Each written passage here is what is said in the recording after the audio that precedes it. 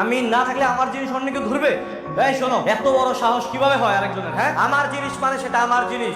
আমি বেঁচে থাকলেও সেটা আমার, আমি মরে গেলেও সেটা আমার। তুমি একটা কাজ করো, ওই ইবনে খলিলকে মেরে বস্তায় ঝুলিয়ে রাখ, বাকিটা আমি দেখতেছি। মা, কিছু বলবা? হ্যাঁ, মানে তোর সাথে আমার একটা কথা ছিল। কি কথা বলো? তুই গুলি খাওয়ার আগে আমাদের বস্তিতে রেখে গেলি না, যাওয়ার আগে বললি যে দাউদ খানের সাথে দেখা করে আসছিস, আর এটা বলছিলি যে দেখা মানে তুই ফিরে আসা না পর্যন্ত যেন আমরা বস্তিতেই থাকি। এইটাই তো। হ্যাঁ। তারপর তো আমরা বস্তিতেই থাকলাম। তারপর হলো কি বাবা যে ওই sorry for interrupt your conversation. Sir, আপনার সাথে জরুরি একটা কথা ছিল। কি হয়েছে বলো? একটু ঝামেলা হয়ে গেছে, আপনাকে এখনই কোথায়? আমাদের কারমা অফিসের গুলশান ব্রাঞ্চ। ঠিক আছে, তোমার কাজ করো, গাড়ি বের করো, আমি কাজ শেষ করে এসে তোমার সব কথা শুনবো। মা বলতে পারলি না? আমি আমি কি বলবো বৌমা? আমি বলবো যে তোর বউকে আমি অন্য একটা লোকের সাথে বিয়ে দিয়ে দিয়েছি। সামান্য একটা চেয়ার অন্য লোক নেওয়াতে তাকে মেরে ফেলার হুমকি দিচ্ছে, আর তুমি বলতেছো যে মা আপনি কিছু বললেন না? তুমি তো তার নিজের স্ত্রী, তাই না? না না না না না না না বৌমা, আই কান্ট।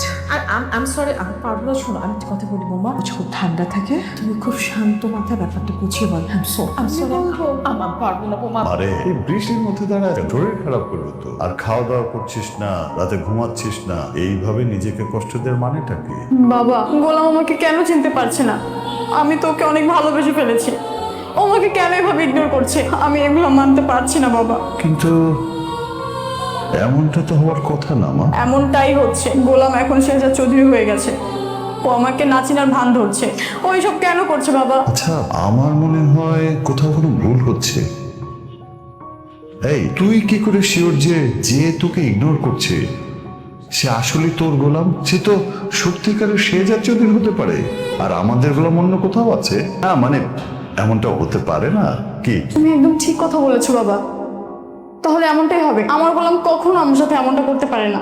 আমারও একই বিশ্বাস যে তোর গোলাম তোর সাথে এমনটা করতে পারে না। এটা আমাদেরকে আজকে শিওর হয়ে জানতে হবে বাবা। যদি ওইটাই শেহজাদ চৌধুরী হয়ে থাকে তাহলে আমার গোলাম কোথায়? এটা আমাদেরকে বের করতেই হবে। আচ্ছা ঠিক আছে মা, এবার চলে চল। এই দাঁড়া দাঁড়া, কিরে গোলাম তুই এখানে কেন? আচ্ছা স্যার কি তোকে রেখেছে?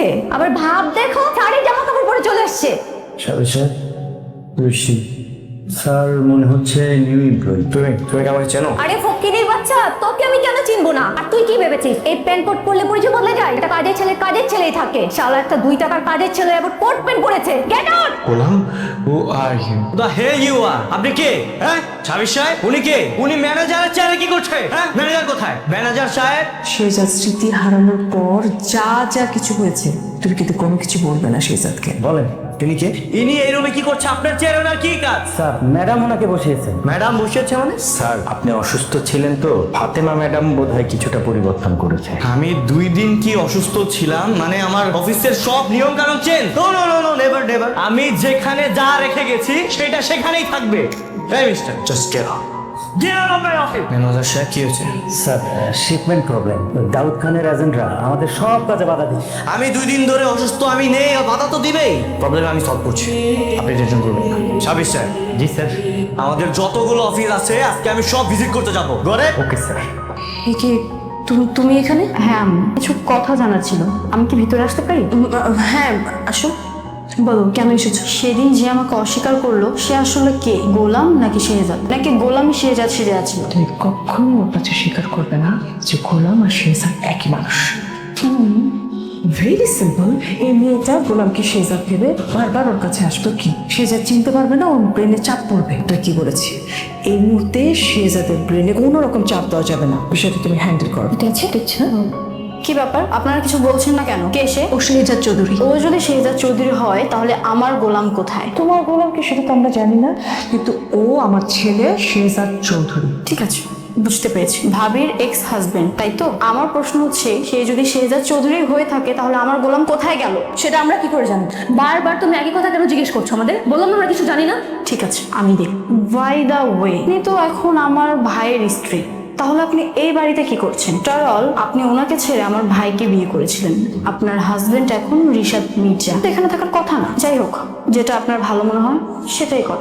দেখেন ভাবি, আমি আবারও বলছি, আমার গোলাম কোথায় আমি জানি না। ঠিক আছে, আমি নিজেই খুঁজে বের করবো। বোমা, তুমি চিন্তা করো না, আমি আছি তো, প্লিজ। আব্বা, চলো আমরা চলে যাই। হ্যাঁ, পারো দেখিস পয়সা ওই সাথে কি আর হয়? কইছিলাম যে আমার বিয়ের দাম লাগবে না, আমি বিয়ে করুম না। মানুষের কাছে এভাবে টাকা টাকা চাওয়া।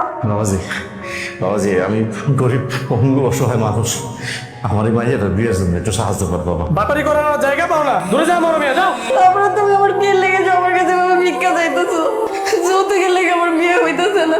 মানুষের কাছে আর কত ছোট হইব আব্বা, আর কত অপমানিত হইব তুমি। তো গরিব মাইয়েরা ওর মতো গরিব বাবার কাছে অনেক বড় বোঝা আব্বা। আমি মইরা যাবো, আমি আমার এই জীবন রাখবো না। আমি যদি মইরা যাই তাহলে তুমি আমার বিয়ে নিয়ে আর চিন্তা করবো না। ওই কথা কয় না মা, ওই কথা কয় না, ওই কথা। আমি আমার এই জীবনে রাখুন, আমি মরে যাই, আমি মরে যাবো। তুই কি করলি এটা? তুই কি করছিস? তুই কিছু হয়ে গেলে আমার কি হইতো রে মা? তুই আমার কথা ভাববি না? আপনারা গাড়ি চালানো কি লাগে? আমার উপর দিয়ে গাড়ি চালায় দেন, আমি মরে যাবো। কি হয়েছে? কি আর হইব?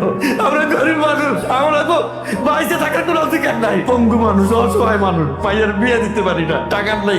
এই জন্য আমার মাটা আত্মহত্যা করতে চাইছে। কত টাকা লাগবে আপনাদের? লাগে তো মেলা টাকা, বিয়ার খরচ আছে, ঘর বাড়ি ঠিক করতে হইব, আমার জামাইরে অটো দিতে হইব। এত টাকা কই পাবো আল্লাহ জানে। বোন, শোনো, তুমি কান্না করো না। তোমাদের মতো অসহায় বন্ধুদের জন্য তো আমি আছি শেহজাদ চৌধুরী, তাই না? অসহায়দের জন্য আমার একটা এনজিও আছে। সাবি সাহেব, এনজিও চেকটা আনন্দ না বোন, কেন? ব্যাংকে গেলে টাকা দিয়ে দিবে, 5 লাখ টাকার চেক আছে। ধুমধাম করে আমার বোনের বিয়ে দেন, তুমি কোনো চিন্তা করবে না। আসি। ভাই, আমার বিয়েতে তুমি আসবে না? না না না, স্যার আসতে পারবে না, তার অনেক বিজি মানুষ।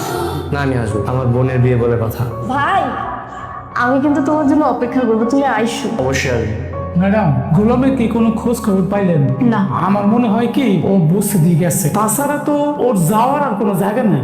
বস্তিতে ওর কে আছে? না, তেমন কেউ নাই। ওই যে কারিম ভাই হোটেলে কাজ করতো না, সেখানে যাইতে পারে দেখা সাক্ষাৎ করার লেগে আর কি। ওর নাম গোলাম, আপনাদের বস্তিতেই থাকতো, সম্ভবত এই হোটেলে কাজ করতো। চিনতে পেরেছেন ওকে? চিনবো না মানে? অবশ্যই চিনি, আরে ও তো আমার হোটেলে তো কাম করছে। আচ্ছা, ও কি 2-1 দিনের মধ্যে এখানে এসেছিল আপনাদের হোটেলে বা বস্তিতে? ও আইছিল তো আমার লোকে দেখা করতে, আমার লোকে দেখা হয়েছে, কথাবার্তা করলাম। তারপরে কি হয়েছে জানেন? হঠাৎ করে না গোলাগুলি শুরু হয়ে গেছে, ও গুলি খাইছে, লোকজনেরা ধরে হাসপাতালে নিয়ে গেছে। এরপর কি হয়েছে আমি আর বলতে পারলাম না। তো গোলামই ছিল তাহলে। বেচারা 5 লোকই মরলো, এখন পর্যন্ত একটা খবরও পাইনি। কি ব্যাপার, শ্রেয়া কোথায়? শ্রেয়া তো ওই রুমে। যাক, ভালো হয়েছে। শ্রেয়া থাকলে তো তুমি আমার সাথে কথাই বলতে চাও না, আমার কাছে আসতে চাও না। ফিরাজকে মার সাথেই ঘুমা, তুমি আমার সাথে থাকো। না বাবা, কি বলছো? শ্রেয়া ওই রুমেই থাকবে আর আমিও ওই রুমেই থাকবো। What is this Fatema? তুমি এমন বিহেভ করতেছো, মনে হচ্ছে আমি অন্য কারো বউয়ের সাথে ঘুমাতে যাচ্ছি। কি বলছো এইসব? অন্য কারো বউ মানে? এগুলো কোনো কথা হতে পারে নাকি? তাহলে রিজন কি?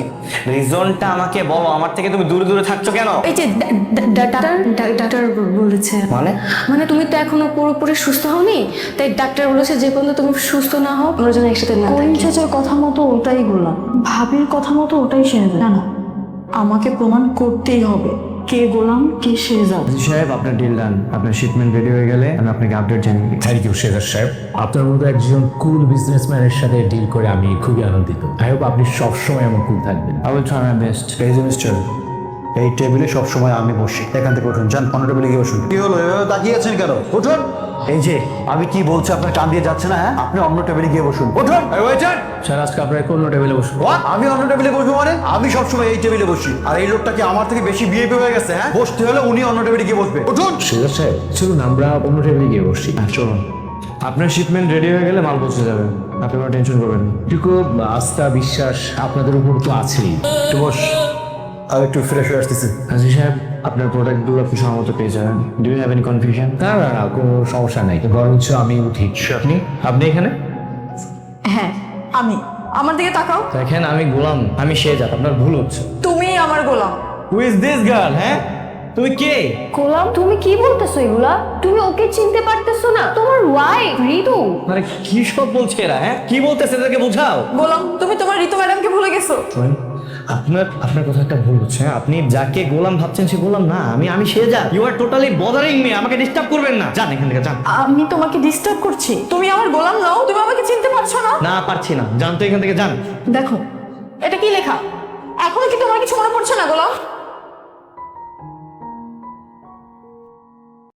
হ্যালো বন্ধুরা, আশা করি সবাই ভালো আছেন। দুনিয়া টাকার গোলাম 18 পর্বের ফুল ব্রেকডাউন নিয়ে চলে এলাম। এই পর্বে শান্তর অভিনয় আর গল্পের চরম মোড় আপনাকে 1 সেকেন্ডের জন্য পলক ফেলাতে দিবে না। পুরো ভিডিওটি দেখতে থাকুন, অনেক অজানা তথ্য আজকে জানতে পারবেন। গল্পের প্রথম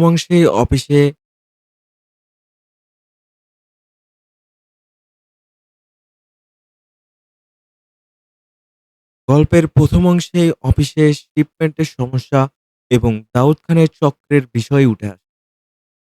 শেহজাদ চৌধুরী অসুস্থ হয়ে হাসপাতালে ভর্তি থাকার কারণে দাউদ খানের লোকেরা পুরো বিজনেসে হাত বাড়ানোর চেষ্টা করেছে, কিন্তু শেহজাদ ফিরে এসে যেখানে পরিস্থিতি হ্যান্ডেল করলো এবং সব অফিস ভিজিট করার সিদ্ধান্ত নিল, তা ছিল এক ট্রু লেভেলের। কিন্তু শেহজাদ ফিরে এসে যেভাবে পরিস্থিতি হ্যান্ডেল করলো এবং সব অফিস ভিজিট করার সিদ্ধান্ত নিল, তা কিন্তু একজন ট্রু লিডারের মতো। তবে দাউদ খান কিন্তু চুপ করে থাকার পাত্র নয়। আগামী পর্বে সে আরো বড় চাল চায়। নাটকটির সবচেয়ে ইমোশনাল পার্ট ছিল এক গরিব বাবার মেয়ের বিয়ের গল্প। সমাজ কিভাবে একজন গরিব মানুষকে পঙ্গু ও অসহায় বানিয়ে অবহেলা করে, তা এই দৃশ্য ফুটে ওঠে। মেয়েটির কান্না আর বাবার চোখের পানি তাদের মন ছুঁয়ে যায়। শেহজাদ চৌধুরী শেহজাদ চৌধুরীর এনজিওর পক্ষ থেকে তাকে 5 লাখ টাকার শেহজাদ চৌধুরীর এনজিওর থেকে 5 লাখ টাকা দেওয়ার ঘটনাটা নাটকের মোড় ঘুরিয়ে দেয়। এই দৃশ্যটি প্রমাণ করে, ধন সম্পদ থাকার পরেও যদি মানুষের প্রতি ভালোবাসা না থাকে, তবে সেই টাকার কোনো মূল্য নেই। এখন আসি সবচেয়ে বড় টুইস্টে। রেস্টুরেন্টে ঋতু এবং শেহজাদের ফেস এখন আসি সবচেয়ে বড় টুইস্টে। রেস্টুরেন্টে ঋতু এবং শেহজাদের ফেস টু ফেস যে দেখা হওয়ার ব্যাপারটা। ঋতু যখন পুরনো একটা ছবি বের করে শেহজাদকে দেখাচ্ছিল, তখন শেহজাদের প্রক্রিয়াটা ছিল নাটকীয়। শেহজাদ কি সত্যি সব ভুলে গেছে, নাকি সে ফাতেমা ম্যাডাম ও দাউদ খানের চোখ ফাঁকি দিতে শেহজাদ কি সত্যি সব ভুলে গেছে, নাকি সে ফাতেমা ম্যাডাম ও দাউদ খানের চোখ ফাঁকি দিতে অভিনয় করছে? আমার মতো শেহজাদ নিজের স্মৃতি হারায়নি। আমার মতে শেহজাদ